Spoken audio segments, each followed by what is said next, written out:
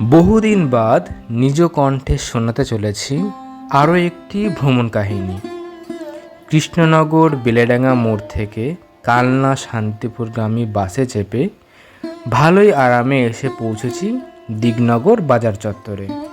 সেখান থেকে মিনিট সাতেকের হাঁটা পথে চলে এসেছি রাজার প্রতিষ্ঠিত মন্দির রাঘবেশ্বর মন্দিরে।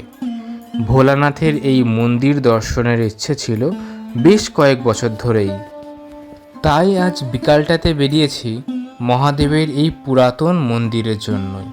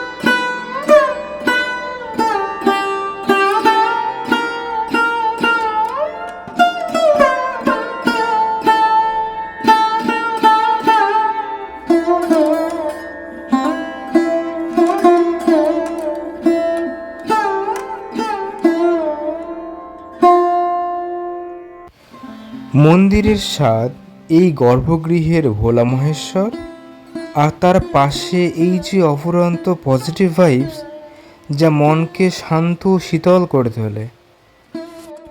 আশেপাশে থাকা ভক্তবৃন্দরা দর্শন করে যেতে পারেন ভোলা মহেশ্বরকে। আপনারা যদি পুজো চড়াতে ইচ্ছুক থাকেন তবে সোমবার সকাল সকাল চলে আসতে পারেন বাবার ধামে। পুজো সামগ্রিকের দোকান আশেপাশে কিন্তু তেমন নজরে আসেনি, তাই আপনারা পুজো দিতে চাইলে বাড়ি থেকেই সামগ্রিক নিয়ে আসবেন।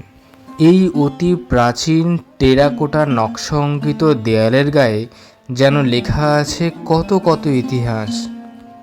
মন্দিরের সামনেই রয়েছে মৎস্য উৎপাদন দিঘি, আপনারা চাইলে কিছুটা সময় ওখানে কাটাতে পারেন। এবার ভেজা পথ বেয়ে বাজার চত্বর পেরিয়ে চলে এলাম বাস স্টপে। সামনে পাকা সড়ক পথ আর উপরে রয়েছে অপরূপ মেঘমালা। বাসে কিছুক্ষণ সময় মুঠোফোন বন্দি আকাশ নিয়ে ঘরে ফেরা। তোমাদের ভিডিও কেমন লাগলো অবশ্যই জানাতে ভুলো না। সবাই ভালো থেকো, দেখা হবে পরের ভিডিওতে।